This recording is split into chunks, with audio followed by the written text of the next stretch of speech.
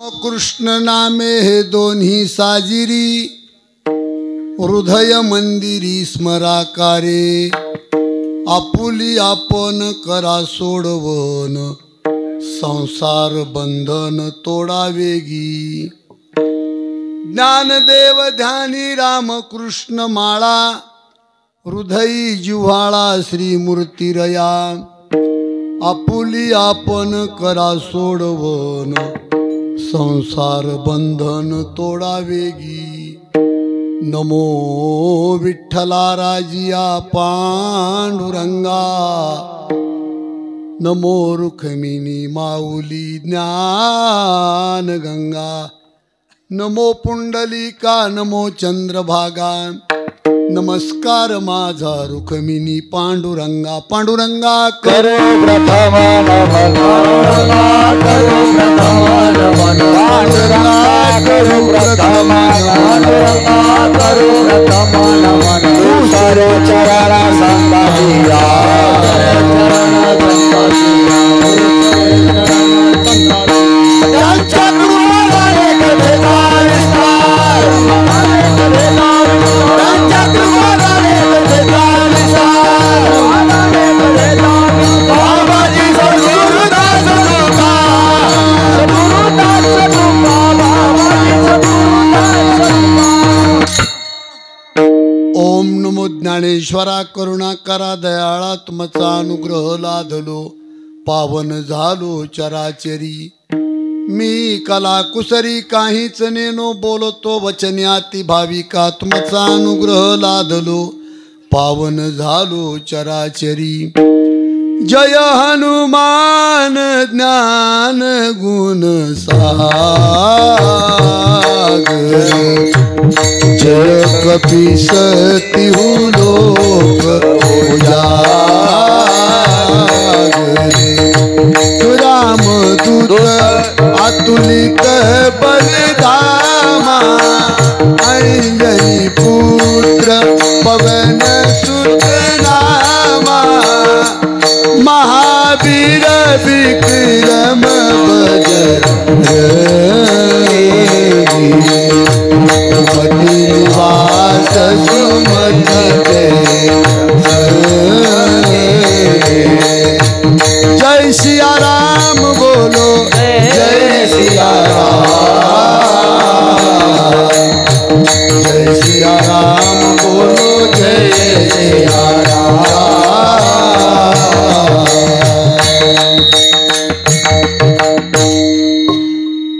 रामकृष्ण नामे हे दोन्ही साजिरी, हृदय मंदिरी स्मराकारे, आपुली आपण करा सोडवन, संसार बंधन तोडा वेगी। प्रस्तुत प्रसंगी सेवेकरता निवडलेला अभंग चक्रवर्ती सम्राट ज्ञानराज माऊली यांचा असून हा अभंग नामपर प्रकरणातही स्वीकारला जातो आणि उपदेशपर प्रकरणातही स्वीकारला जातो। असा हा गोड ज्ञानोबारायाचा अभंग सेवेसाठी घेतलेला आहे। या अभंगाचा सरळ सरळ भाव असा, इकडे लक्ष द्या, बंधनातून मुक्त व्हावा असं वाटत असेल तर राम आणि कृष्णाच्या नावाचा जप करा। तो जप हृदयामधून करायचा सांगितला आणि ज्ञानोबाराया म्हणतात, मी फक्त तुम्हाला सांगत नाही तर मी स्वतः करतो। आजही तुम्ही आळंदीला गेला तर ज्ञानोबारायाच्या समाधीला कान लावला आणि जर खरंच तुमची ज्ञानोबारायावर श्रद्धा असेल तर आजही समाधीमधून रामकृष्ण हरीचा ध्वनी बाहेर पडतो, पण तो श्रद्धावान माणसालाच लाभला जातो। आजही ज्ञानोबाराया म्हणतात, मी रामकृष्ण हरी हा जप तुम्हाला सांगतोय, सांगत नाही, मी स्वतः करतोय। जो व्यक्ती स्वतः करतो प्रत्येक गोष्टीचं अनुकरण, त्याला समाजाला सांगण्याचा अधिकार असतो। असा या अभंगाचा सरळ सरळ भाव आहे। याचा विस्तार आहे समुद्रासारखाकडे, पण तो विस्तार करण्याची कुवत माझ्याकडे नाही। जास्त कडक नको, कडक झालं जास्त। पहिला आवाज होता स्पष्टता राहू द्यायचा आणि गाताना थोडासा गाताना विको द्या मला. सुंदर सिस्टीम आहे अगदी. सेवेला सुरुवात करण्यापूर्वी थोडासा परिहार तो म्हणजे असा, अनेक वर्षापासून चालत आलेला हा अखंड हरिनाम सप्ताह आणि या वर्षीच्या सप्ताहामध्ये पदार्पण करत असताना आजचा हा सप्ताहाचा दुसरा दिवस सर्व गावकऱ्याच्या प्रेमातून फोनवरून मला निमंत्रण दिलं. ते निमंत्रण स्वीकारून या ठिकाणी येण्याचा योग म्हणून तुम्हा सर्व शेतकरी मायबापांचं मला या कीर्तनाच्या निमित्ताने दर्शन घडतं हे माझं परम भाग्य. आणि अनेक वर्षापासून ज्यांच्यावर संपूर्ण गावाची श्रद्धा आहे आणि गावावर सुद्धा ज्या महात्म्यांची श्रद्धा आहे असे आदरणीय पूजनीय माझ्यासमोर बसलेले गुरुस्थानी शंकरजी बाबा यांच्या चरणावर प्रणाम करतो. वारकरी संप्रदायामध्ये अगदी संस्कृतीनं संपन्न असणारे सर्व टाळकरी, त्यामध्ये श्री हरिभक्तपरायण भागवतजी महाराज, श्री हरिभक्तपरायण आपल्या भागातील सुंदर भागवत कथाकार आदरणीय दत्ताभाऊ सोनवणे, भरतजी महाराज काळे, सर्व गुणीजन मंडळी सर्वांच्या चरणावर प्रणाम करतो आणि सेवेला प्रारंभ करतो. विठाला विठाला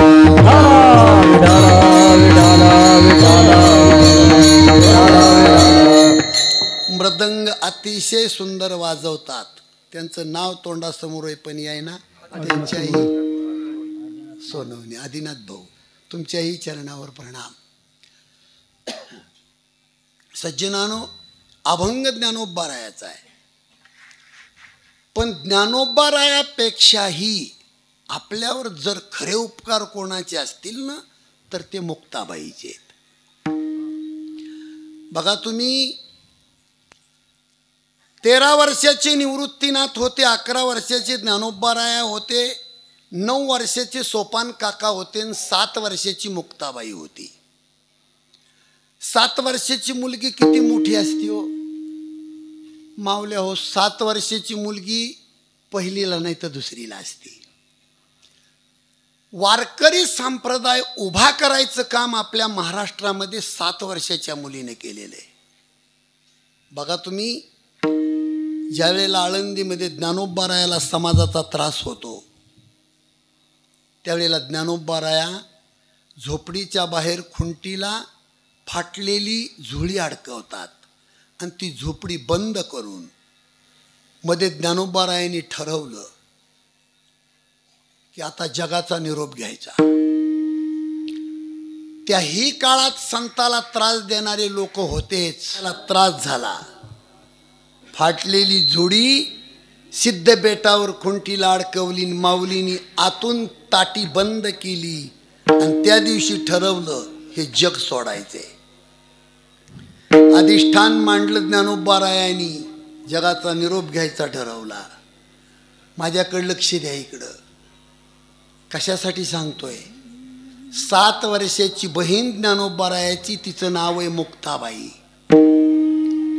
त्या मुक्ताबाईनं बाहेरून आल्याच्या नंतर सांदीतून पाहिलं तर ज्ञानोबारायाच्या गालावरून पाण्याचे थेंब गळत होते. त्रास झाला समाजाचा ज्ञानोबारायाला. आणि बाहेरून मग 7 वर्षाची बहीण म्हणते, दादा तुम्हाला त्रास झाला का दादा? हे थोडं हे कमी करा, ते साधा आवाज ठेवा थोडा.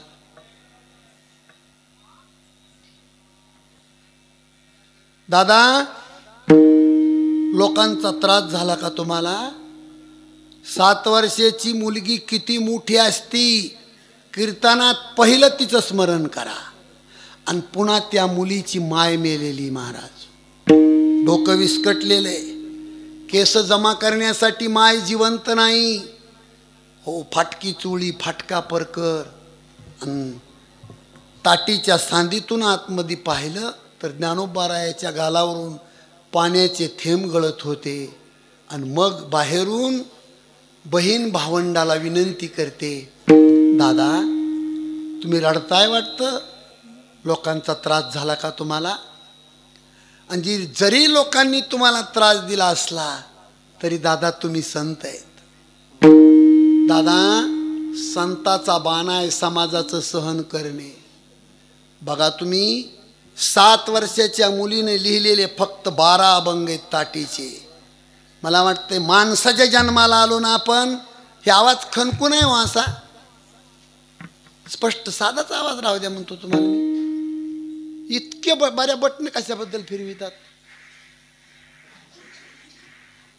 गाताना मला स्पीकर नसलं तरी जमत. बसा खाली.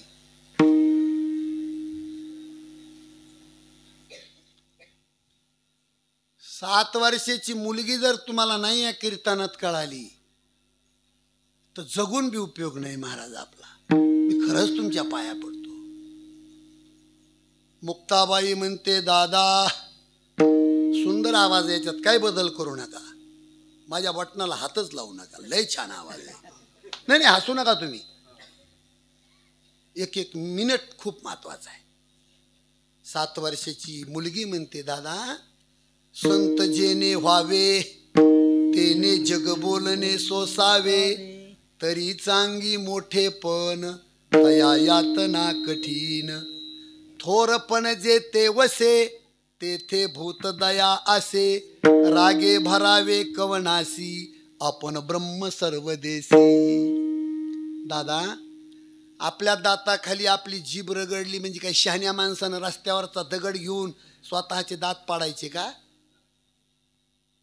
जीभ दाताने चाविली कोणी 32 पाडिली, तुम्ही तरोनी विश्वतारा ताटी उघडा ज्ञानेश्वरा. 7 वर्षाची मुलगी पहिलीला नाही तर दुसरीला असती, पण तिने लिहिलेले अभंग वाचले ना. शहाणा माणूस आहे का? शहाणा माणूस महाराज सर्दी होईपर्यंत रडतो. विश्वरागे झाले वनी संती सुखे व्हावे पाणी. अहो सगळं पेटलंय ना, पेटविणारे सगळेत ना गाव. इजवायचं कुणी? गाव प्रत्येकाच्या हातामध्ये रॉकेलचा डबा आणि टॅम्बाच आहे ना. हसू नका. विजवायचं कुणी? जग पेटलंय सगळं जग. आता मुसलमानाच्या लोकांनी हिंदूवर हल्ला करण्याची गरज राहिलेली नाही. आपलेच लोक एकामेकाला, मुंबईवाले तिथून मजा करणार, तिथं बसून हे कार्य करते, आणि आपले लोक इकडे तोडातोडी चालू होणार. महाराज करमणूक म्हणून ऐकू नका. राजकारण आपला विषय नाही, पण तमाशा होऊन गेला सगळा. कीर्तनाचा तमाशा, राजकारणाचा. 85,000 महाराज रोज महाराष्ट्रात कीर्तन करतात. 85,000 कीर्तन चालू आहेत 9 ते 11 महाराष्ट्रात. तुम्ही जरा डोके फ्रेश ठेवून कीर्तनाकडे लक्ष द्या. शंकर बाबा 85,000 महाराज कीर्तन करतात. मी म्हणतोय उगले बाबा एका कीर्तनात एकच माणूस सुधरू द्या की हो. रोज किती सुधारले, महिन्यात किती सुधारले? नाही सुधारायची लोक. अहो सुधरत नाही तो महाराज. रोज कीर्तन ऐकून बिघडत येत. हसू नका. याचं कारण शोधलं पाहिजे. जब हम नहीं सुधरे तो तुम कैसे सुधरेंगे? झाले अर्थाचे अनर्थ, गेला बुडाला परमार्थ, नाही ऐसी झाली नित, हा हम भूत पावले ऐसे अधर्माचे बळ. कीर्तन करणारी व्यक्ती कशी असावी सांगतो तुम्हाला. 3 मुद्दे त्याच्यासाठी. कीर्तन करणारा माणूस स्वतः पवित्र, स्वच्छ आणि निष्कलंक पाहिजे. नंबर 2, ज्या ग्रंथाविषयी, ज्या अभंगाविषयी कीर्तन करायला बोलायचे त्याला 4च अभंग पाठ असू द्या, नावं ठेवू नका. पण जो अभंग घेतलाय त्या अभंगावर, त्या ग्रंथावर बोलणाराची श्रद्धा असली पाहिजे. आणि नंबर 3, ज्यांच्यासाठी कीर्तन करायचे त्या लेकरा बाळाचं, माझ्या माय मावल्याचं, शेतकऱ्याचं कल्याण व्हावं ही कीर्तनकाराची भावना असली पाहिजे. तो वागता पवित्र तो है वाणी पुण्यवंत, पवित्र तो है वाणी पुण्यवंत, वाणी पुण्यवंत, पवित्र वाणी पुण्यवंत, पवित्र तो है वाणी पुण्यवंत, पवित्र तो है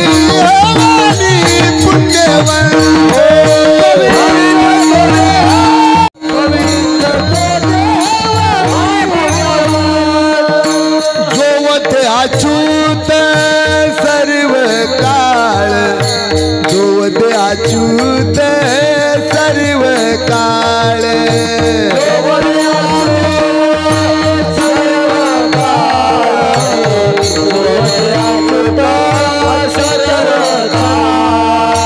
दयाच्या चिंतने तरतील दोषी, दयाच्या चिंतने तरतील दोषी, दयाच्या चिंतने तरतील दोषी, दयाच्या चिंतने तरतील दोषी, दयाच्या चिंतने तरतील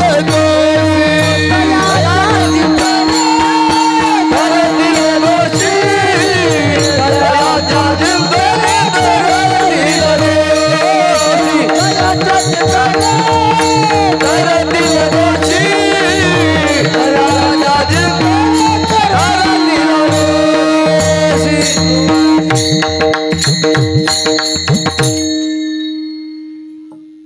झोपडी बंद आहे. 7 वर्षाची मुलगी दारात लोळती. मावशी आहो, पाठीमागे इंद्रायणी खळखळ खळखळ आवाज ऐकती. मध्ये ज्ञानोबाराया रडतात. 7 वर्षाची बहीण ज्ञानोबारायाला म्हणती, दादा ठीक आहे, जगासाठी हे दार उघडू नका, पण किमान या मुक्ताबाईसाठी उघडा.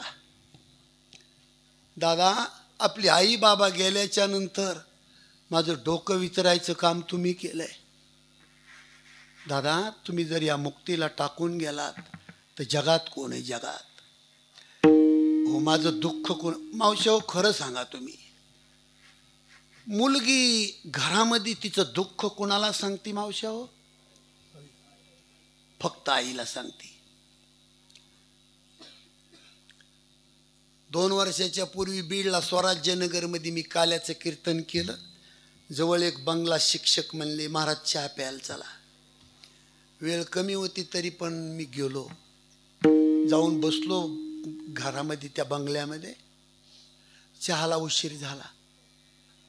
मी म्हणलं, गुरुजी लांब जायचं मला जरा. चहाला उशीर झाला. ते गुरुजीनं हुंबरू रडायला सुरुवात केली. म्हणे, महाराज, माझी 10 वर्षाची मुलगी घरात चहा करते, त्याच्यामुळं उशीर झाला. म्हणलं, मुलीची आई? म्हणले, 3 महिने झालं मुलीची माय मरण पावली. 10 वर्षाची माझी मुलगी घरामध्ये चहा करती हे सांगताना बाप रडतो, आणि चहा घेऊन येताना मुलगी रडते. मुलगी तिच्या जीवनातलं दुःख घरामध्ये कुणाला सांगते? आईला सांगते. ज्या मुलीची माय मरण पावली ती मुलगी तिचं दुःख घरात सांगन कुणाला? मावश्या होय, मुक्ताबाईचं जीवन आहे. आणि महाराष्ट्रात कीर्तन सुरू झालं त्याचं कारण फक्त मुक्ताबाई आहे. दादा लढीवाळ मुक्ताबाई, जीव मुद्दल ठाईच्या ठाई, तुम्ही तरोनी विश्वतारा, ताटी उघडा ज्ञानेश्वरा. मुक्ताबाईचे ते शब्द ऐकून ज्ञानोबारायांनी अंग झटकलं, उठले, ताटी उचलून बाजूला फेकली, आणि 7 वर्षाची बहीण उचलून कडेवर घेतली. तिच्या डोक्याचे केस जमा केले, थोडीशी बुचुडी बांधली, आणि गालावून हात फिरवला माऊलीनी, आणि गालाचा मुक्का घेतला. आणि मुक्ताबाईला ज्ञानोबाराया म्हणाले, मुक्ता, तू बाई नाहीस बरं, या विश्वाची आई आहेस, बाई नाहीस तू. अगं, जगातलं मूर्तिमंत ज्ञानात समाप्त होणार होतं मुक्ता. केवळ तुझ्यामुळे हे ज्ञान जगामध्ये जिवंत होतंय. बहीण भावांड खूप रडले हो. अहो कीर्तन म्हणजे काही तमाशा नाही आहे का नाही.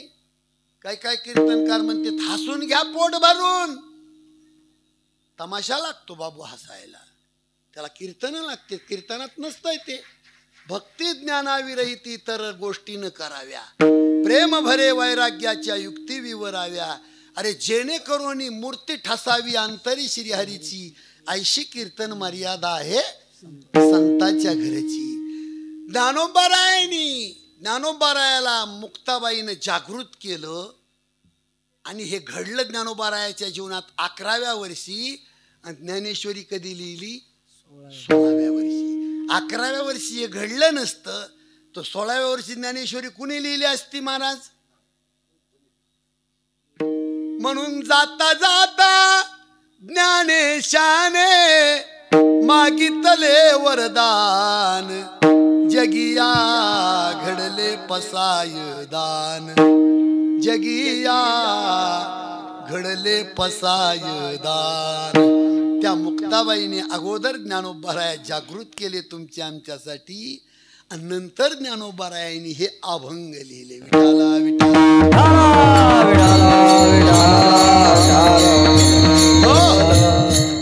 अभंग ज्ञानोबारायाचा. इकडं लक्ष द्या. बंधनातून मुक्त होण्यासाठी रामकृष्णाचं भजन करा म्हणतात महाराज. अगदी स्टेप बाय स्टेप 11 वाजेपर्यंत तुम्हाला रिकामं करतो. पहिला मुद्दा आहे बंधन कोणतं, कोणत्या बंधनाने तुम्हाला बांधलंय. सज्जनानो, नायलनची दोरी आहे का सुताची दोरी आहे का वायर आहे का लोखंडाचं, काय बांधलंय कशाने? सज्जनानो, प्रत्येक माणूस मायेच्या बंधनामध्ये बांधला गेलेला आहे. मायाचं बंधन आहे. आणि माया कशाला म्हणतात? रामायणामध्ये पंचवटीच्या ठिकाणी रामाचा प्रसन्न चेहरा पाहून लक्ष्मणाने रामाला 5 प्रश्न विचारले. त्याच्यातला पहिला प्रश्न आहे, दादा ज्ञान कशाला म्हणतात? नंबर 2, माया कशाला म्हणतात? नंबर 3, देव आणि जीव याच्यातला भेद कोणता? नंबर 4, वैराग्य कशाला म्हणतात? नंबर 5, तुमची भक्ती करणारा भक्त ओळखायचा कसा? हे 5 प्रश्न लक्ष्मणाने रामाला विचारले. याला तुलसी रामायणातली गीता म्हणतात. पहिला प्रश्न आहे ज्ञान कशाला म्हणतात?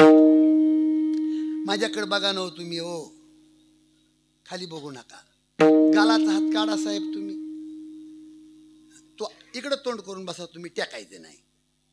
आणि किती सुंदर सांगतोय, माझ्याकडे लक्ष द्या. कीर्तनामध्ये समोर बसलेल्या माणसाची नजर नाकावं लागते ना महाराज. नाक कसं का असाना महाराजाचं, पण नीट नजर नाकावं लागतं का नाही दत्ता भाऊ? इकडं लक्ष द्या. ज्ञान कशाला म्हणतात? काही मंडळी पुस्तकं वाचून मास्तर झाली, वकील झाली, डॉक्टर झाली, कलेक्टर झाली, SP झाली, याचा अर्थ ती ज्ञानी झाली असा नाही. असा नाही. आणि हे लोक जर ज्ञानी असते तर पिऊन झोपले नसते. मास्तर तंबाखू खाऊन शाळेमध्ये कोपऱ्यात पिचकाऱ्या मारल्या नसत्या, है का नाही? हे पुस्तकं वाचून पदावर गेलेली मंडळी आहे. ज्ञान त्यांना प्राप्त झालंय असं नाही. मग खरं ज्ञान कशाला म्हणायचं? माझ्याकडे लक्ष द्या. सज्जनानो, उलटी नजर करून शरीरातला परमेश्वर पाहण्याची शक्ती ज्याच्याकडे, तो जगातला महान सत्पुरुष आहे. त्याच्यातले आपले शंकर बाबा.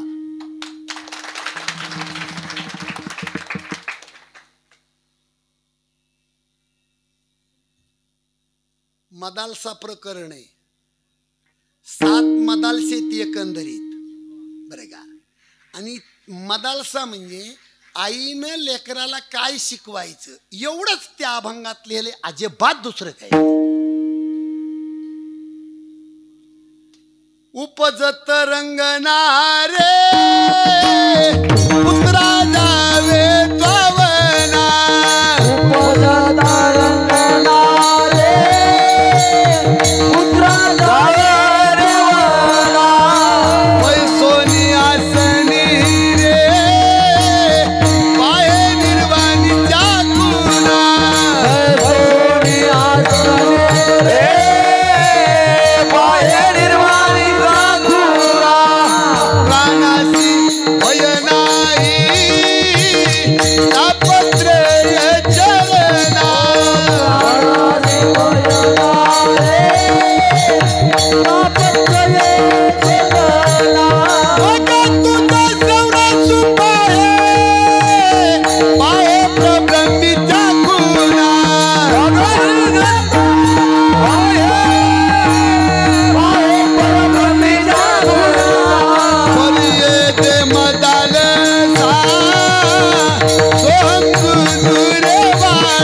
पर्यते मदाने सा सोहम रे बाळा पर्यते मदाने सा सोहम रे बाळा पर्यते मदाने सा सोहम रे बाळा.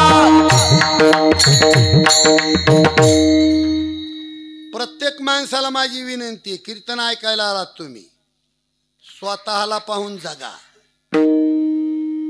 दुसऱ्याला शेजाऱ्याला पाहून जगू नका. दुःखाशिवाय पर्याय नाही. स्वतःला पाहून जगणारा माणूस अतिश्रीमंत असतो. घर छोटा असू द्या, स्वतःला पाहून जगायचं. त्या वामनराव पैचं एक वाक्य या, तूच आहेस तुझ्या जीवनाचा. मी तुम्हाला मोकळं बोलतो. 6 महिने ऊस तोडल्याला महाराज आहे. मी तेलगाव कारखान्यावर 5 वर्ष किराणा दुकानात पुड्या बांधायला होतो ना इथं. पण 27 वर्ष झाला आता रामायण कीर्तन करतो. त्याला बरेच दिवस झाले, 27 वर्ष झालं कीर्तन करतो. आणि ब्रह्मचारी नाही, संन्यासी नाही, अर्धा डझन लेकर आहेत फक्त मला. 4 पोरी 2 मुलं. महाराज पण स्वप्नात दुःख नाही किंवा कधी स्वप्नात दुःख नाही. नाही, महाराजानं लग्न करून स्वच्छ जागावा, काय अडचण नाही, काय अडचण नाही. विठाला विठाला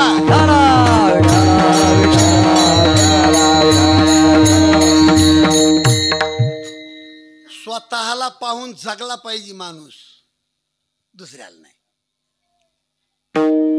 पुन्हा पुढचं सांगू, माणूस घरच्या भाकरी खातो आणि इळभर लोकाला नावं ठेवतो. आणि तू किती शहाणा आहेस हे कुणी तपासायचं.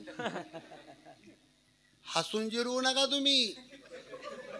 तुमच्या घरातला महाराज आहे मी.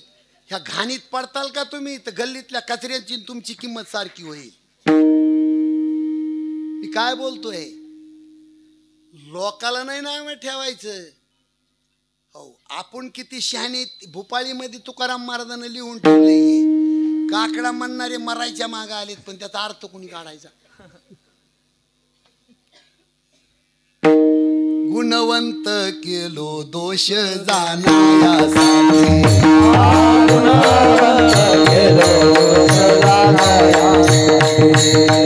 माझे मजपोटी बळकट दूषण, माझे मजपोटी दूषण, आता पुढे गिरकाय देऊया नारायणा मेरी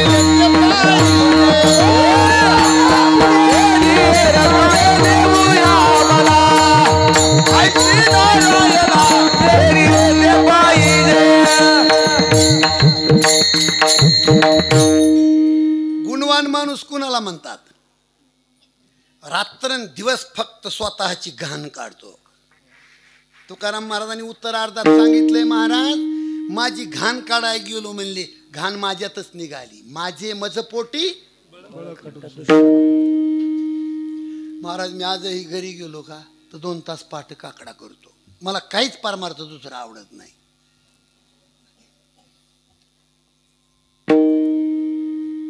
आणि आदरणीय महंत शास्त्री बाबा वाक्य वापरतात, आपण कोणाची निंदा करू नये आणि आपली जो निंदा करतो त्याला दिवसात एकदा चहा पाजावा.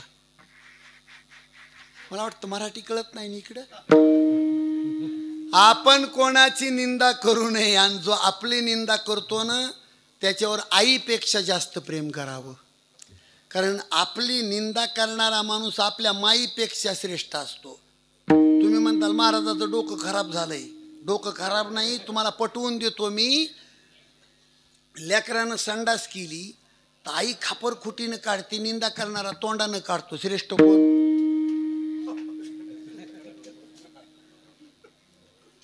म्हणून निंदा करणाऱ्या लोकाला महाराज त्याचं नाव सुद्धा शिल्लक राहत नाही. निंदा जो करत नाही, सहन करतो, त्याची मंदिरं तयार होते. विठाला विठाला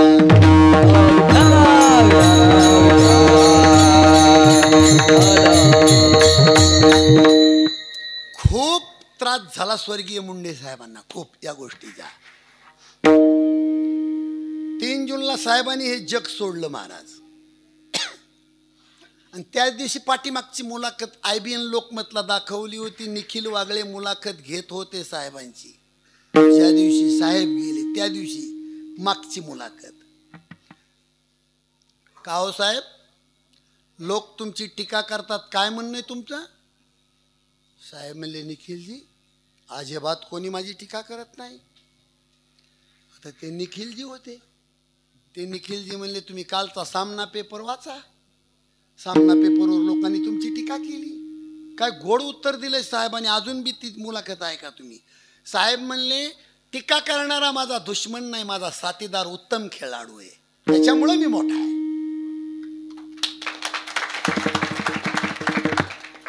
महाराज, चंद्र सूर्य आहे तोपर्यंत स्वर्गीय मुंडे साहेब अमर आहेत.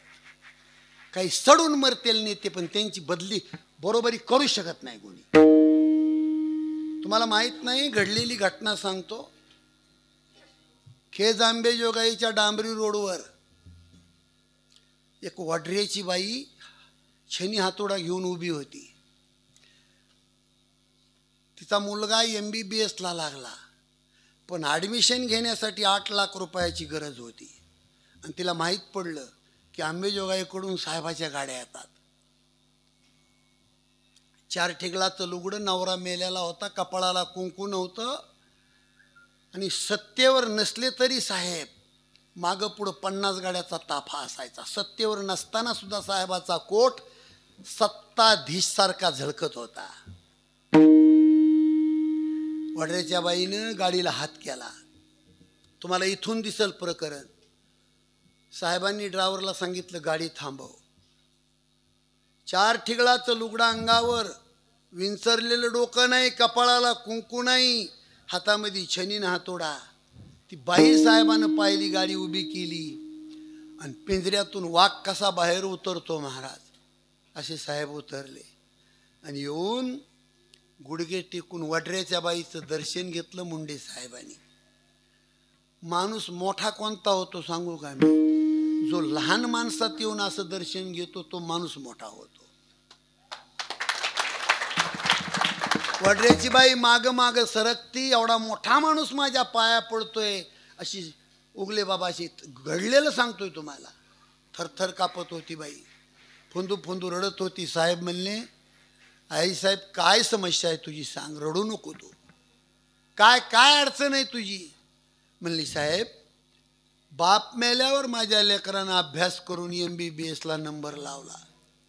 एक टाईम जेवलं माझं लेकरू, पण कॉलेजवर ॲडमिशनसाठी 8 लाख रुपयाची गरज आहे साहेब. साहेब कसे दगडं फोडून 8 लाख रुपये मी जमा करू? साहेब मदत तुम्ही केली तर माझं लेकरू डॉक्टर होईल, नाही तर माझ्यासुद्धा लेकराला माझ्यासोबत दगडं फोडल्याशिवाय पर्याय नाही. डबल रडते बाई. मुंडे साहेबाचं हृदय भरून आलं महाराज. नेता किती दया होती त्यांच्या अंतकरणात, मी जवळून पाहिलं साहेबाला. वापस फिरले साहेबांनी PA सांगितले, गाडीतलं चकबुक आण इकडं. आणि डांबरी रोडवर उभा राहून स्वर्गीय गोपीनाथराव मुंडे साहेबांनी एका वडऱ्याच्या बाईला 8 लाख रुपयाचा चेक लिहून दिला महाराज. 3 जूनला साहेबांनी हे जग सोडलं. त्या दिवशी लोकमतला त्या वडऱ्याच्या बाईचा लेख होता, उगले बाबा बरं का. ते लेख वाचताना अक्षरशः मी ढसाढसा रडत होतो. मी त्याची पूर्ण चौकशी केली, त्या वडऱ्याच्या बाईची पूर्ण चौकशी. सत्य घडलेली घटना. माय मेल्यावर, बाप मेल्यावर सुद्धा कोणी रडत नाही महाराज, पण ज्यांच्यावर उपकार के आजही जर वरून हेलिकॉप्टर चाललं महाराज, वरून हेलिकॉप्टर चाललं परळीकून बीडकड, आणि खाली आऊत हाणणारा साधा गबाळा शेतकरी असू द्या, पण आऊत उभं करतोय आजही. आणि हेलिकॉप्टर वाजल्यावर त्याला वाटतंय या हेलिकॉप्टरमध्ये नक्की माझे मुंडे साहेब असतील. खाली बघून तो शेतकरी आजही रडतो महाराज, आजही रडतो. म्हणून साहेबाची आम्ही क्लिप तयार केली, सुंदर क्लिप आहे. शेतकऱ्याच्या हितासाठी संघर्ष करूनी जीवनात वाघासारिका झुंजला परळीचा गोपीनाथ.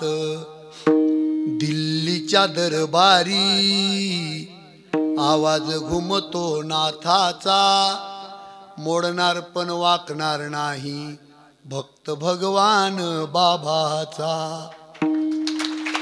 शेतकऱ्यासाठी जगला परळीचा गोपीनाथ, नाही देवाला राहावलं घेऊन गेले वैकुंठात. सज्जनानो, माणसाचा जन्म मरण्यासाठी कधी नसतोय. याचा अर्थ माणसं जगत असतात असं नाही. जन्माला आला माणूस, त्याला रोग आणि मरण स्वीकारावंच लागतंय महाराज. त्या गदी मांडगुळकराची रचना आहे. जरा मरण यातून सुटला कोण प्राणी जात, दुःख मुक्त जगला का रे कुणी जीवनात. वियोगार्थ मिलन होते नेम हा जगाचा, पराधीन आहे जगती पुत्र मानवाचा, दोष ना कुणाचा. जीवासवे जन्मे मृत्यू जोड जन्म जात, दिशे भासते ते सर्व विश्वनाशिवंत. काय शोक करीसी वेड्या स्वप्नीच्या फळाचा, पराधीन आहे जगती पुत्र मानवाचा, दोष ना कुणाचा.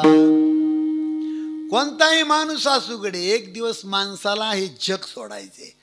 सगळं विसरा ह्या कीर्तनामधलं, पण 5 क्विंटल सरपंच, 4-2 लिटर डिझेल रॉकेल ही आपली शिदुरी विसरू नका. जगातलं सगळ्यात मोठं आश्चर्य कीर्तनात सांगतो मी, तुमचे डोके फ्रेश ठेवून आहे का. प्रत्येक माणूस प्रत्येक माणसाच्या अंत्यविधीला जातोय. तिथं जाणारा माणूस मेलेल्या माणसाच्या अंगावर हातानं लाकडं रचितोय, डिझेल टाकून घरातल्या माणसाला सुद्धा फोकून देतोय. पण तिथं असं वाटत नाही त्या माणसाला की मी सुद्धा असा मरणार आहे. हे जगातलं आश्चर्य आहे महाराज, जगातलं आश्चर्य. मरण जो माणूस विसरत नाही ना, तो माणूस उतून मातून जगत नाही महाराज. ते हिंदी मध्ये क्षपक आहे पण गोड वाटतंय बरं का. बुरा किसी को मत कहो खुद बुरा हो जाएगा, अरे ये मट्टी का पुतला एक दिन मट्टी में मिल जाएगा. बुरा देखन में गया तो बुरा मिला नहीं कोई, अरे जब घट भीतर देखा तो मुझसे बुरा नहीं कोई. जिंदगी जिंदगी एक किराए का घर है, यक ना यक दिन बदलना पड़े.